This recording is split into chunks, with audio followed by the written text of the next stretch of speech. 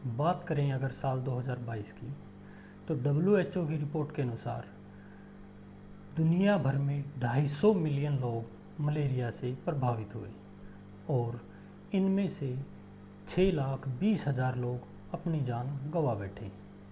नमस्कार दोस्तों, मैं हूं आपका होस्ट और आज हम बात करेंगे इस जानलेवा बीमारी के बारे में और मैं कोशिश करूंगा कि आप जान पाएँ वो सब फैक्ट्स जो आपके लिए ज़रूरी हैं। सबसे पहले अगर हम बात करें इसके कारण की, तो यह प्लाज्मोडियम पैरासाइट की वजह से होता है। यह पैरासाइट हमारे शरीर में संक्रमित मादा एनाफ्लीज मच्छर के काटने से पहुंचता है। प्लाज्मोडियम पैरासाइट के विभिन्न प्रकार हैं, लेकिन अपने भारत में इसके दो टाइप मेनली पाए जाते हैं, जो हैं पी वाइवैक्स और पी फाल्सिपारम। भारत में ज़्यादातर केसेज पी वाइवैक्स के मिलते हैं, लेकिन पी फाल्सिपारम ज़्यादा मौतों के लिए जिम्मेवार है। इसके केसेज कम हैं, लेकिन इसके केस में मृत्यु की संभावना उतनी ही ज़्यादा है। अगर हम पेशेंट्स को समय पर उपचार नहीं दे पाते तो पी फाल्सिपारम के केसेस में मौत हो सकती है। अगर बात करें इसके लक्षण की, तो संक्रमित मादा मच्छर के काटने के 10 से 15 दिन बाद हमारे शरीर में इसके लक्षण दिखाई देते हैं, जैसे सर्दी के साथ बुखार आना, सर दर्द होना, उल्टी, जी मिचलाना, खून की कमी होना, मांसपेशियों में अत्यधिक थकान महसूस होना या फिर कुछ केसेस में पीलिया भी हो जाता है। वहीं अगर इन्फेक्शन पी फाल्सिपारम से हो तो बीमारी और भी घातक हो सकती है, जैसे बॉडी पार्ट्स का फेल होना, कोमा और कुछ केसेस में मृत्यु भी हो जाती है। बात करें इसकी जांच की, तो दो तरह से मेनली इसकी जांच की जाती है। पहला तरीका है स्लाइड बना के। इसमें रोगी की स्लाइड बनाई जाती है, जिसमें थिक और थिन स्मीयर बनाई जाती हैं। इसको माइक्रोस्कोप में रखकर इसकी माइक्रोस्कोपी जांच की जाती है, जिसमें खून के अंदर इस पैरासाइट को देखा जाता है। दूसरा तरीका है रैपिड डायग्नोस्टिक टेस्ट, RDT। इसमें हमारे ब्लड की कुछ बूंदें इस किट के ऊपर डाल के देखा जाता है और पता लगाया जाता है कि खून में इस पैरासाइट के एंटीजन हैं या नहीं। अगर बात करें इसके इलाज की, तो गवर्नमेंट की गाइडलाइंस के अनुसार 14 दिन तक प्रेमाक्विन 15 mg डेली और 3 दिन तक शुरुआत में क्लोरोक्विन दी जाती है। क्लोरोक्विन डेली 500 mg दे सकते हैं या फिर 600, 600 और तीसरे दिन 300 mg दे सकते हैं। टोटल 1500 mg क्लोरोक्विन 3 दिन में। अगर बात करें पी फाल्सिपारम के केसेस की, वैसे तो ये बहुत घातक है। इसमें गवर्नमेंट की गाइडलाइंस के अनुसार सिर्फ 3 दिन तक प्रेमाक्विन दी जाती है, लेकिन इसमें रोगी को हॉस्पिटल में एडमिट कराना अनिवार्य है, क्योंकि ये बहुत घातक है और इसमें आपकी जान भी जा सकती है। अगर बात करें हम इससे बचाव की, तो अगर हम संक्रमित मच्छर के काटने से बच जाएं, तो मलेरिया से भी बच सकते हैं। संक्रमित मच्छर से हमारा मतलब उस मच्छर से है जिसके अंदर प्लाज्मोडियम पैरासाइट है। ये नहीं है कि कोई भी मादा एनाफ्लीज मच्छर आपको काटेगा तो आपको मलेरिया हो जाएगा, नहीं, ऐसा बिल्कुल नहीं है। केवल और केवल संक्रमित मादा एनाफ्लीज मच्छर के काटने से ही आपको मलेरिया होता है। अब आप ये हर जगह जाके किसी मच्छर को देख के ये तो नहीं पहचान सकते कि ये मादा एनाफ्लीज है या नहीं है, या फिर ये संक्रमित है या नहीं है। तो इससे बचने के लिए हमें सबसे पहले मच्छरों के काटे जाने से बचना होगा, और उसके लिए कुछ सरल उपाय हैं आपके पास, जैसे फुल बाजू के कपड़े पहनना, मच्छरदानी का प्रयोग करना, घरों के अंदर IRS स्प्रे होता है जैसे DDT, इन चीज़ों का स्प्रे करा सकते हैं। इसके अलावा एक मलेरिया की वैक्सीन भी बनी है जो मेनली उन इलाकों में ज़्यादा यूज होती है जहाँ पर पी फाल्सीफेरम के केसेस ज़्यादा हैं। इसका नाम मॉस्क्यूरिक्स है। इसके अलावा कीमोप्रोफाइलिक्स नाम की एक दवा है, जहाँ मलेरिया होने की संभावना ज़्यादा है। उन एरियाज़ में जाने से पहले आप इस दवा को भी ले सकते हो।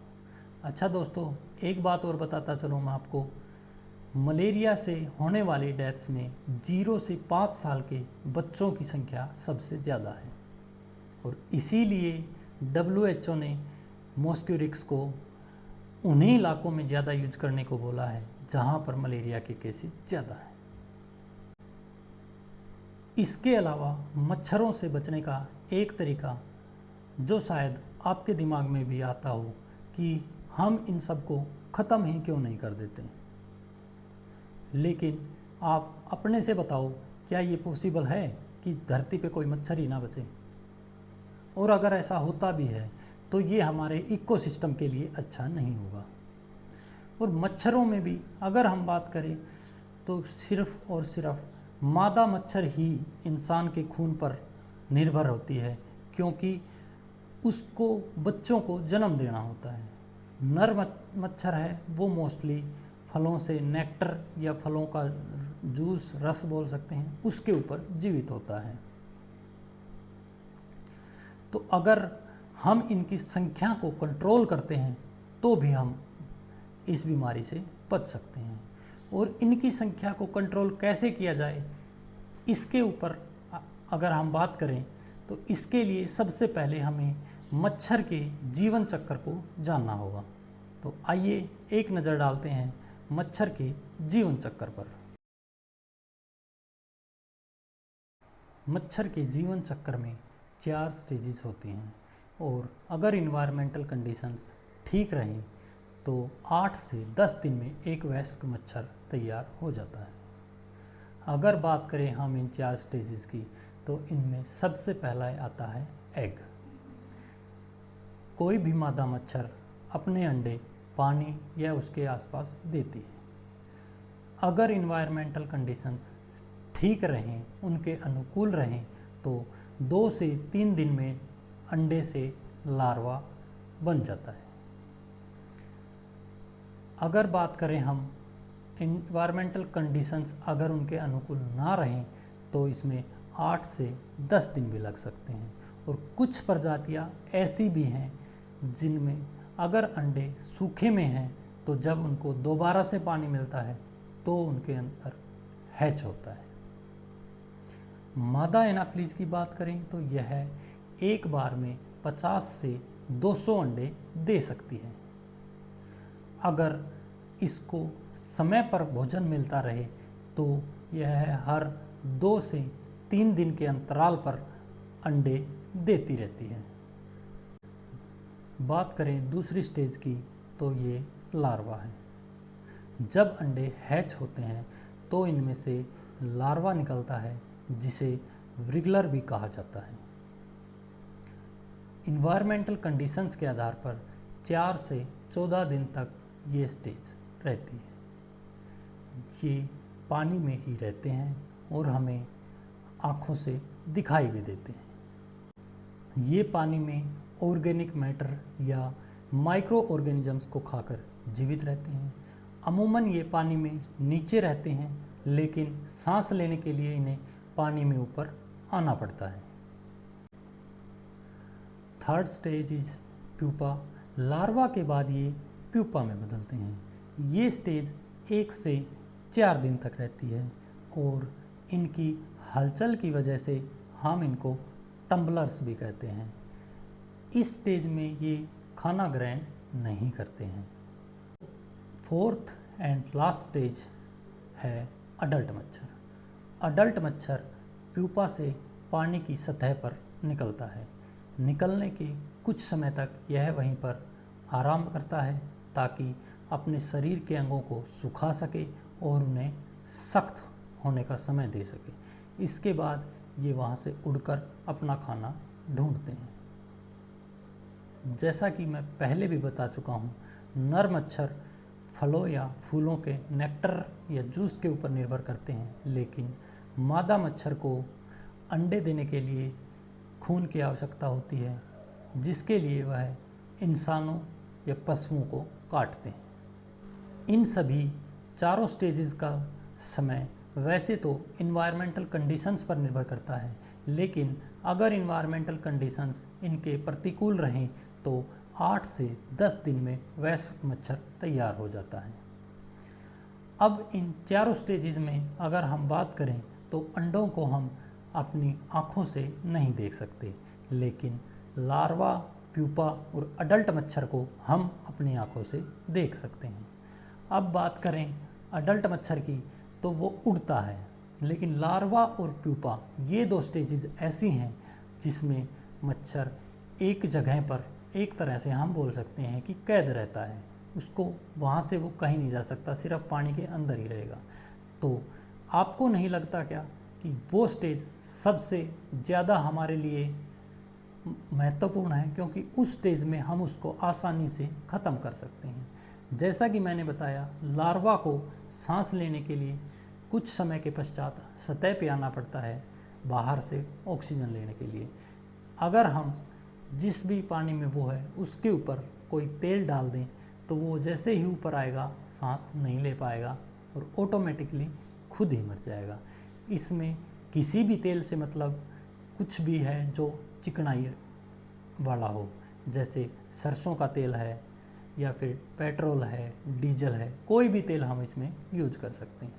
इसके अलावा अगर कोई ऐसा गड्ढा है जिसको हम मिट्टी से फिल कर सकते हैं तो हमें वो कर देना चाहिए। हमारे घर में गमले हैं या फिर फ्रिज है, कूलर है, इनको हमें समय समय पर साफ़ कर देना चाहिए। और जहाँ बात आती है फ्रिज को साफ़ करने की, तो ये एक वाक़या मैं आपके साथ शेयर करना चाहूँगा। एक बार हम अपनी ड्यूटी कर रहे थे और वहाँ पे, नाम तो नहीं लूँगा मैं उस बंदे का, लेकिन हमारा एक दोस्त था, और जब ऐसे ही फ्रिज चेक करने की बात की गई तो उसने झट से आगे से फ्रिज का डोर खोला और उसको चेक करने लगा। तो साथियों, फ्रिज चेक करने से हमारा मतलब खाना चेक करने से नहीं है, क्योंकि फ्रिज का जब डोर ही बंद है तो मच्छर उसके अंदर घुसेगा कैसे। फ्रिज के पीछे एक ट्रे होती है, ठीक है, और वो बाहर से आराम से उसमें मच्छर बैठ सकता है, अंडे दे सकता है। कंप्रेसर का जो पानी है वो उसमें आता है। तो फ्रिज चेक करने से हमारा मतलब उस ट्रे को चेक करने से, साफ़ करने से है। जैसा कि आप समझ ही गए हो कि लार्वा से भाई अंडे तो हम देख नहीं सकते, लेकिन फिर भी 8 से 10 दिन इसमें लग रहे हैं। अगर हम हर 5वें या 6ठे दिन ऐसी सभी जगहों को अपने ध्यान में रखकर, भाई हमारा कूलर है, फ्रिज है, उनको साफ़ करते रहें। उनको एकदम से साफ़ करने से ये नहीं है कि उसको उल्टा किया पानी को और फिर तुरंत नया पानी डाल दिया। जैसा कि मैंने बताया, कुछ प्रजातियां ऐसी भी हैं जिनके अंडे लगे रह जाते हैं, जैसे ही पानी मिलेगा वो दोबारा से एक्टिवेट हो जाएंगे। और लार्वा है वो तो इतनी देर तो जीवित रह ही सकता है। तो इन कंडीशंस में आपको, अगर हम साफ़ सफाई का बोल रहे हैं तो साफ़ सफाई से हमारा मतलब है आप उसमें से पानी को अच्छे से निकालो, उसके बाद उसको कपड़े से बिल्कुल साफ़ करो और फिर उसको थोड़ी देर सूखा चलाओ। जब आपको लगे कि सतह बिल्कुल सूख गई है, उसके बाद आप दोबारा से पानी डाल सकते हैं। इसी कड़ी में गवर्नमेंट हमें ड्राई डे के लिए भी प्रोत्साहित करती है, तो हमें उस पर भी ध्यान देना चाहिए। वीकली संडे को हम अगर ड्राई डे मनाएं तो मच्छरों से काफ़ी हद तक हम राहत पा सकते हैं। और जब मच्छर से हम राहत पालेंगे तो मच्छर से होने वाली बीमारियों से तो बच ही जाएंगे। इसके अलावा कुछ क्वेश्चंस हैं जो बार बार हमसे पूछे जाते हैं। उनमें से पहला क्वेश्चन है कि जैसे कोई संक्रमित मच्छर है तो अगर वो अंडे देती है, उससे जो अडल्ट मच्छर पैदा होंगे क्या वो भी संक्रमित होंगे? तो नहीं, ऐसा बिल्कुल भी नहीं है। जो संक्रमित मच्छर है उसके सलाइवा में प्लाज्मोडियम पैरासाइट होता है। जब वो किसी रोगी को, मलेरिया रोगी को काटती है तो वहाँ से वो अनजाने में ही उसके सलाइवा में अटैच हो जाता है, और उसके बाद जब भी वो किसी स्वस्थ इंसान को काटेगी तो वो उसके अंदर चला जाएगा। उससे ये नहीं है कि वो उसके अगली पीढ़ी में आ रहा है, ऐसा कुछ नहीं है। वो वहीं तक सीमित रहता है, उसके बाद वो उसकी मृत्यु के साथ वो वहाँ ख़त्म हो जाता है।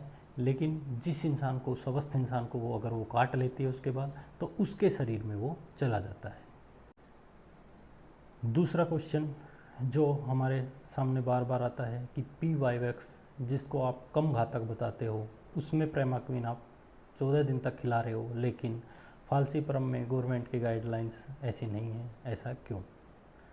तो देखो, जो पी-वाईवैक्स होता है उसमें जो पैरासाइट होता है वो हमारे शरीर में प्रवेश करने के बाद हमारे लीवर में चला जाता है, और लीवर से ख़त्म करने के लिए हमें प्रेमाक्विन 14 डेज़ के लिए खानी होती है। अगर किसी भी पेशेंट की आरटी कंप्लीट नहीं होती है, पेशेंट को अच्छा लगने लगता है, 2, 3, 4 दिन के बाद उसको ये लगता है कि अब मैं ठीक हूँ, लेकिन अगर 14 डेज़ आरटी वो पूरी नहीं खाता है तो इसके पूरे चांसेस हैं कि कुछ समय के अंतराल के बाद उसको दोबारा से मलेरिया हो जाएगा, वो दोबारा से मलेरिया की गिरफ्त में आ जाएगा।